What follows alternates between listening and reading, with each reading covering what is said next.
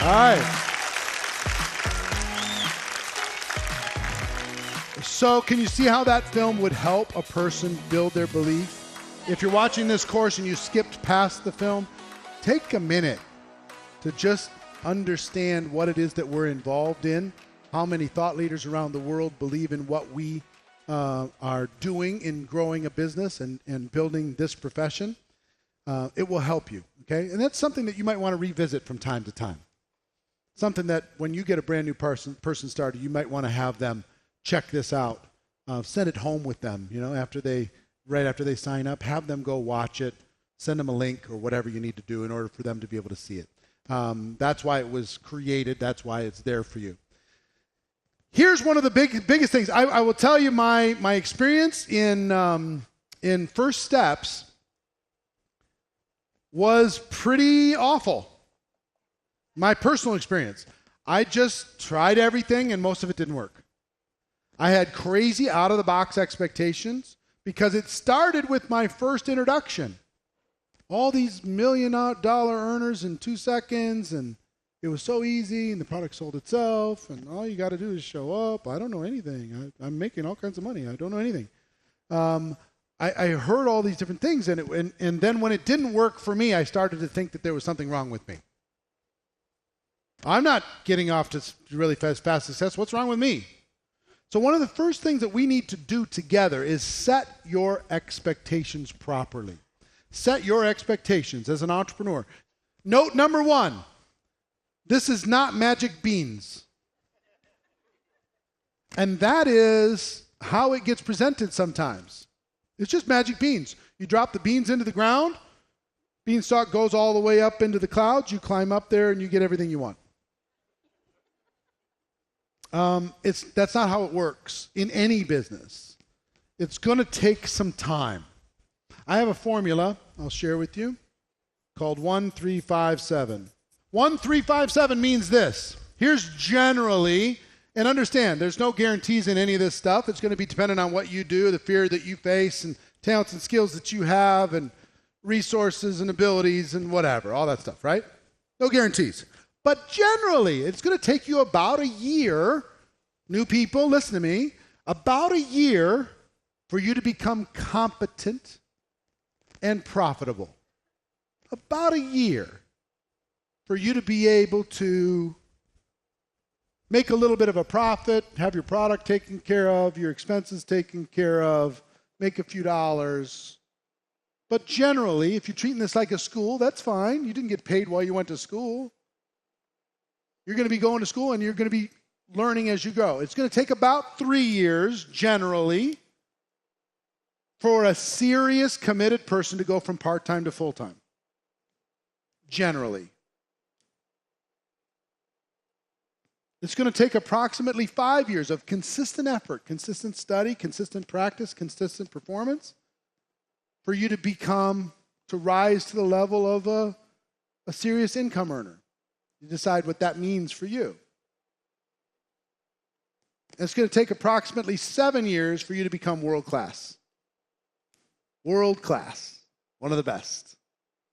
Who'd like to have an ultimate goal of being world class? Show of hands, please.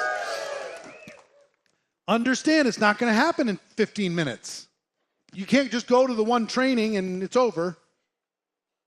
Go to your company convention. Okay, I'm there now. No. That plus 10,000 hours. And then you get there.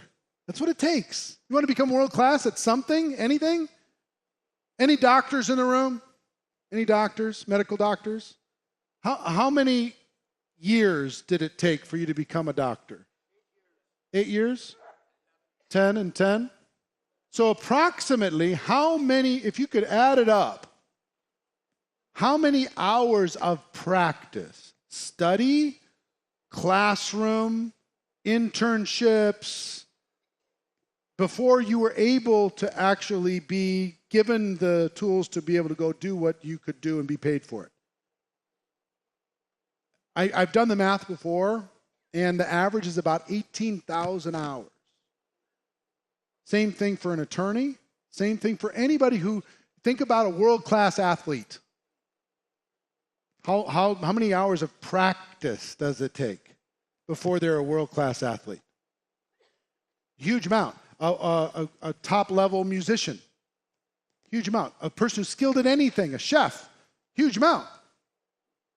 So just understand that you're going to get paid while we go there.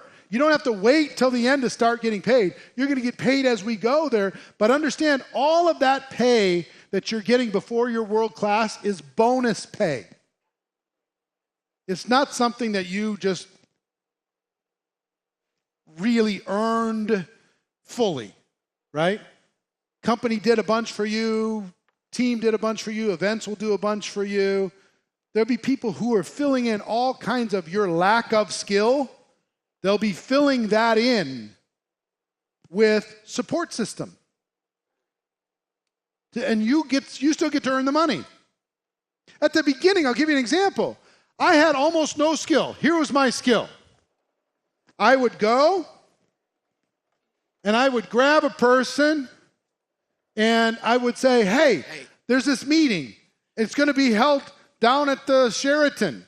It's going to be amazing. If I swung by and picked you up, would you go with me? It lasts about 45 minutes. Afterwards, we can have a drink or something in the lounge. Would you go with me? Just so I'm not by myself, because I don't really want to go by myself. Would you go with me?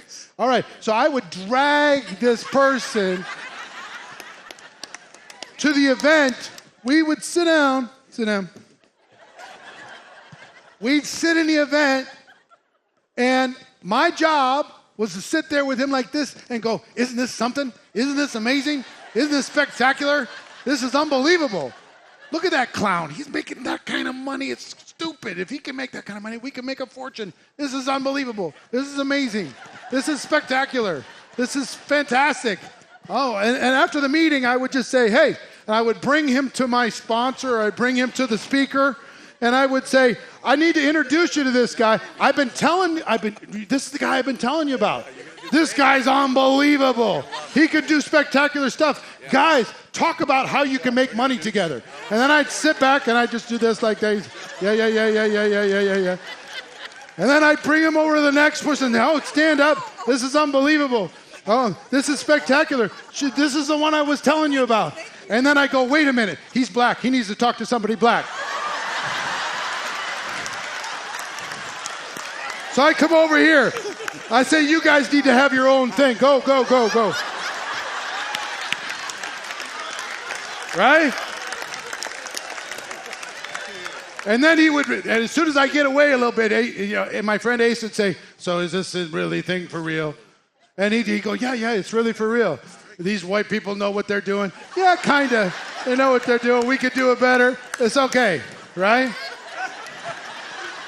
Yeah, they do the handshake and all that stuff. I didn't even try. And then I'd bring him back and I'd say, so, well, what'd you like best? Everything. You like this? All right, I'd ask the questions. Are you in or you out? You want to do it? I'm in. All right, cool. There's another meeting on Thursday. We'll bring some people. Okay. That was all my skill. That's all I had. That's it. I didn't know how to do a presentation. I didn't know how to follow up. I didn't know how to close them. I didn't know how to do nothing. I was a body dragger. All I knew how to do. For a year, that's all I did. And it works. But eventually I had to learn the words, right? I was paying attention to what was being said around the room, and I started to learn the words so I could be that for my team. Because I could recruit with that process, but they were looking to me. I was like, let me introduce you to Ace. I was like, I don't know. So I didn't have the skill, really. I was okay at inviting to an event. Pretty good at that. And okay inviting to get somebody to take a look at a tool. But I really lacked when it came to doing a presentation, to following up, answering questions, and overcoming objections, getting them started effectively. The event did the work for me. So I was a rookie and amateur, but by utilizing the support system that was available to me, I could get the results. Where else can I cheat like that and get paid? If I did that in high school, they would have failed me and sent me to the principal. You didn't learn any of your theorems, they would tell me. You didn't learn any of the skills. You didn't memorize anything. I know. Network marketing itself gave me a support system that I could plug into. Now, other people weren't doing what I was doing, but this was my survival mechanism. And it worked. It kept me in the game long enough until I started to learn the skills. But I didn't go to the level that I needed to go to until I learned the skills. I kept having to rebuild my team with those skills. I could bring them in, but I couldn't get them moving. I finally had to learn how to develop some additional skills. So it's going to take time. And let me give you something else. For those of you watching, those for your notes, the truth is enough.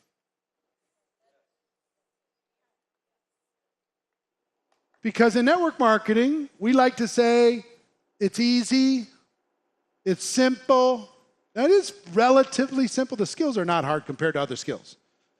It's easy to be able to go, not easy, but it is simple to be able to learn these 7 basic skills that we're talking about. But it's not necessarily easy because it's an emotional business and, the expectations are way out of whack and all this stuff.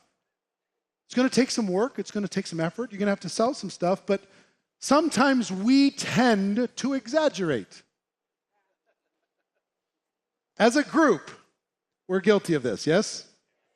Exaggeration. The truth's enough. What has more credibility? This is hard, but it's worth it? Or, this is easy, it's simple, just get in. You don't have to do nothing, I'll do everything for you. What do you need me for? Just give me your list. I'll call them. Not the best approach. So, now I will tell you this, as you get started in expectations, your early results are going to be different. For some of you, you're going to get off to a fast start. You know why? Because you've been a giver your whole life. You've been a person of influence, a person of value, a person of integrity. And so when you make the phone call, when you get started, people will respond, just out of respect. They'll respond. And then there are some of you that have been, let me say it kindly, less giving. If you're like me, you were more of a taker. That's what I was when I started. I was more of a taker. I mean, I had nothing to give, really. I was more involved in self-preservation than I was in being a better friend or helping out somebody else. Just understand, if you've been a taker for a part of your life, you're going to get punished a little bit at the beginning when you call somebody and say, oh, you want to talk to me now.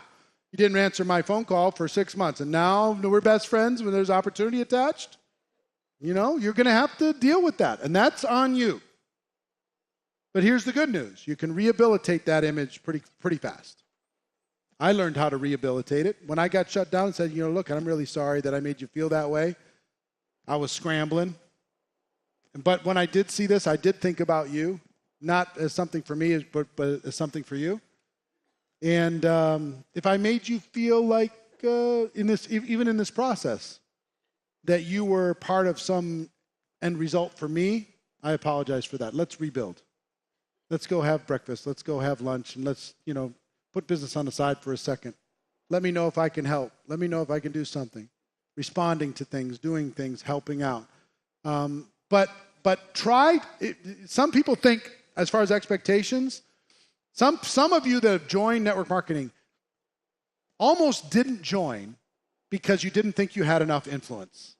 You didn't think you knew enough people. You didn't think you were a strong enough person. You didn't think you were a salesperson. You didn't think you were a person that could convince other people to do things. So you almost didn't join for that. But it doesn't matter where you start. I'm proof of that. And there's a lot of people who are proof of that. Doesn't matter where you start. Just matters that you start. And that you're willing to be a little bit embarrassed maybe at the beginning while you figure your stuff out. It's okay. The key is to start and try not to compare. your results at the beginning versus somebody else's results at the beginning. The vice president of the bank joins and they sign up 22 people in 2 days. And then you join. You talk to 22 people in 2 days and everybody says no. And you start thinking, well, maybe there's something wrong with me. That's not the case. Don't worry about that stuff. It's a long race. It's a marathon. You're going to be planting seeds for a long time. You're going to be talking to people for a long time. You're going to be helping people for a long time. But it's going to take some time. Here's the thing. How many people have started a traditional business? Show of hands, please. Traditional business. Just call out. How much did you invest in starting your business? 200,000? 100,000? 150? 10,000? 30,000?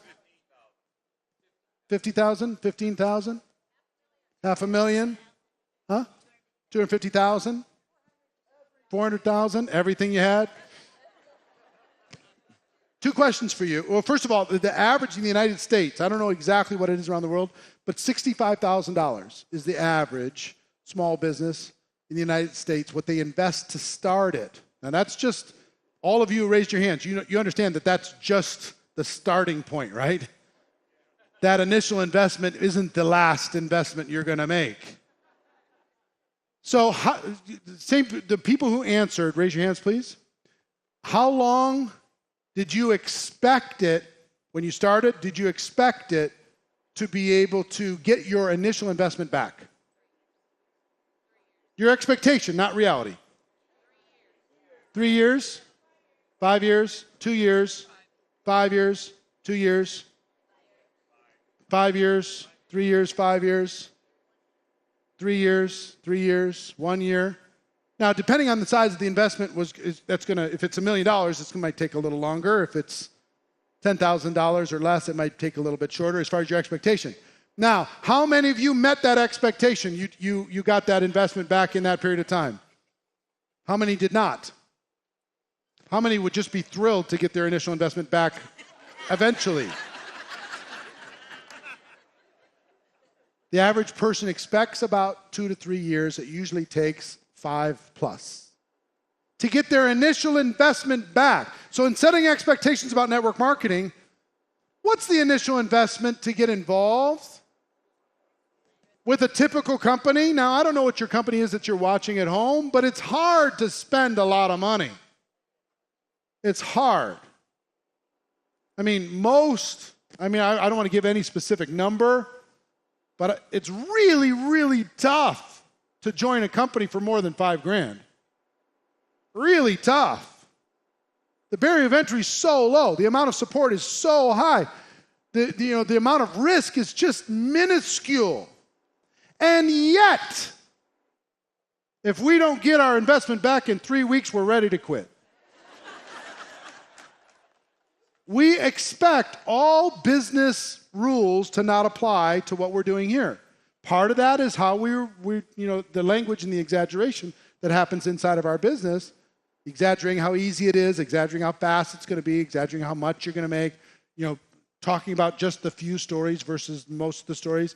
The income disclosures in your company are there for a reason, to understand that most people don't finish anything. I understand those income disclosures are lower than you'd like to see, but you know what?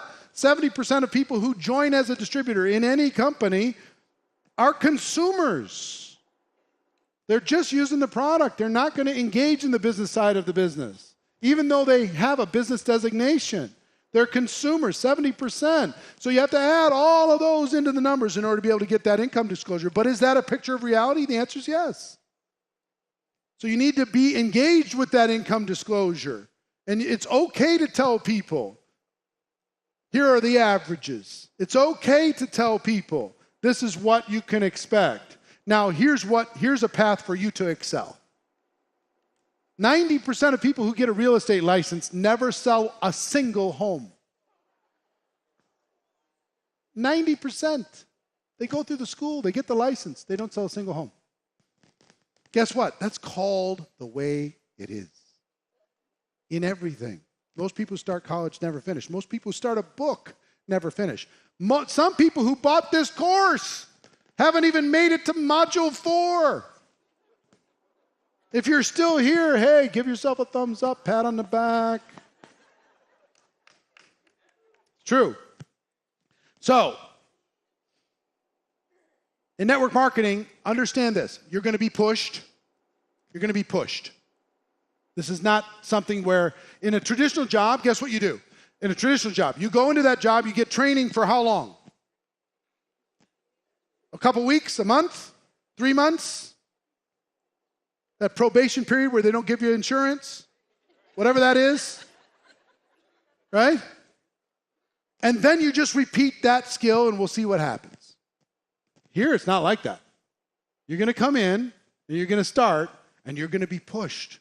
You're going to have to figure yourself out emotionally. You're going to have to figure out different tactics and strategies. You're going to have to evolve as your company evolves and compensation changes and product shifts and markets go from up momentum to level off to down momentum and back again. You're going to have to learn to deal with all that stuff. You're going to be pushed. You're going to need to engage in emotional development, mental development, and decide to be a lifelong learner. Decide that you're going to be a learner.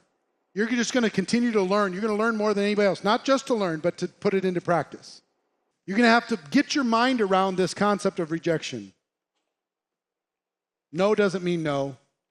I don't get rejected at all, ever. Now, they might reject my product. They might reject the opportunity, but I don't view it as a rejection of me. I'm just going to give them the information. I'm going to act like a consultant. I'm going to work through the process. But you got to get your head around that. Because some people would rather have a job where they just don't have to deal with that. They can go hide every day in that cubicle. They go through the motions. At the end of the year, they get their 2% increase and off they go. They get their performance review. They go do it again. And they'd rather be there than deal with any potential emotional pain. Here's what it's going to take. It's going to take time. It's going to take work. It's going to take growth. It's going to take skills. It's going to take focus. And it's going to take mental toughness. That's what it's going to take. If you can accept that, you're good. If you're not willing to accept that, you have a little bit of a challenge. Here's how network marketing professionals get paid. They put in the time, effort, energy, enthusiasm, and then they get underpaid. That's part of the expectation that you need to get solid on. You're going to be underpaid for quite a while. You're going to be underpaid while you're learning. You're going to be underpaid while you're building something. You're going to be underpaid while you're developing something. You're going to be underpaid while you're figuring it out. You're going to be underpaid even if you have the skill for a season. And depending, how many of you started your own business? Raise your hands. How many feel like you were underpaid while you were building it? Keep your hands up. You're going to be underpaid. You're going to put in the time and there's not going to be the money. You're going to put in the effort, there's not going to be the results. You're going to do the work. This is called entrepreneurship entry level. If you don't get there, I can't help you. So you're going to get underpaid for quite a while. Then you're going to get fairly paid for a very short period of time. You're going to get paid just what you're worth. But then you get to get overpaid for a long period of time. That's the price of entry. Price of entry is underpaid for a season, fairly paid, and then overpaid. Now, here's the thing. Most people cannot handle that. They want a fair pay from day one. And if that's you, a big business, a big entrepreneurial business is probably not for you. Maybe you use the product, maybe you introduce a few people, but a big business, freedom, is probably not for you if you're not willing to make that trade. And you have to also change the way you view work. Because guess what? I've traveled all over the world. And if I bring up the word work to the average person around the world, what do you think that comes to mind? Pain, drudgery, obligation, something I have to do, something I want to get over with as quickly as possible. Thank God it's Friday, because this weekend I don't have to work. Oh, it's Sunday night. Tomorrow I have to go back to work. Right? I want to retire because I'm sick of work. That's how we've been trained our whole lives. Then we join network marketing. We're like, ha, I'm in business for myself. This is the coolest thing ever. This is awesome. I think I'll take the day off.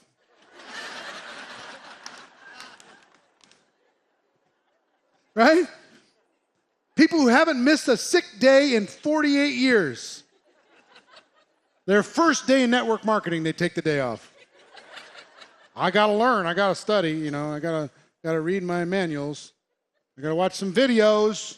Got to watch this First Steps training course one more time. I'll get ready. I'll be there. But tomorrow, I think I'm coming down with something. I'll go to my job, but when I get home, I need my rest. Same person will go, they'll go to work all week long, and then when it comes time to go build their business, I need to have more balance. I need to have more balance in my life. I need a little me time. A little me time. Try that at the office. Working for somebody else. Middle of the afternoon, they call a meeting. I need a little me time. Try that one out. So just understand, it's a business. You're going to get underpaid, fairly paid, and then overpaid. Most top network marketing professionals are getting paid for what they've done years ago. Years ago. They get paid today for what they did years ago. And ultimately, it's worth it. This is your business. I want to write something down, show it to you. Something that a friend showed to me that I just love. I will help you build your business. And that's an expectation that I heard at the beginning. Come on in, I'll help. That's why you have an upline. You have all these people invested in your success. I'll help you build a business. Anybody ever heard that? Okay. So you join and you just say, okay, help. Help me out. But I learned that there's actually some punctuation here. I will help you build your business. I'll help, but you build the business. This is your business. Success or failure is up to you, right? You're going to rise or fall based upon your effort, talent, ability, willingness to face your fears, willingness to learn, willingness to grow. I'll help. You build it. Okay? You're in charge. This is a business with a support system attached, but it's yours. It's not your company's responsibility to build you up. It's not your team leader, and it's not your system, and it's not your company training, and any of that stuff. None of that matters. I will help you build your business. If you fail, it's on you. If you succeed, it's on you. You did that. You made that happen. The goal here is to help you, the goal of this course is to help you become independent as quickly as possible.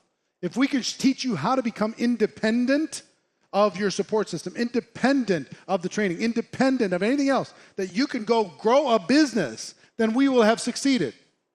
If you're still dependent, then we have to get that employee mentality out of your mind and move you to another level. Employees don't whine about a lack of support. They go create the support. Entrepreneurs don't whine about the lack of support. They create support. Entrepreneurs don't whine about the lack of training. They go solve the problem, create the training. They go make it happen. They go get it. Like you're done being here, or people getting this course. They go get it. They go solve the problem. That's what entrepreneurs do. So here's the thing. When it comes to expectations, this is really big. I want you to think like a warrior. I want you to think like an entrepreneur. I want you to think like a champion, somebody who is beginning the effort to become a world-class empire builder, somebody who's going to not only take care of your family, but take care of help other people take care of their families. The number of lives you're going to touch with the products and services is enormous. The number of lives you're going to touch with the financial opportunity is enormous. Even if that's not real for you right now, it requires a little bit of faith, being able to see something before it's obvious to the rest of the world. It requires a little bit of that. But give it time. Number one, give it time. We need to have a long-term view with short-term urgency. I want you to be thinking 10 years from now, but also, what do I need to do in the next 24 hours? Urgency in the short term, but with a long-term patient vision that you're going to build something important that's going to stand the test of time. Give it time. Number two, give it effort. Put in the work. Number three, continue to learn. Don't ever stop learning. Number four, be a professional. Number five, it's not magic beans and there's no free lunch. And lastly, it's worth it. For so many reasons, it's worth it, okay? So just understand, what I hope, maybe I brought some of you down that came in that thought that this was going to be instant money. It's just like a money tree, shake it, and the money falls off. No, you got to plant it. You got to tend it. You got to protect it. You got to nurture it. You got to give it some sunlight. You got to give it some nutrients, right? And then you have to be patient enough for it to grow so you have something for the long term, okay?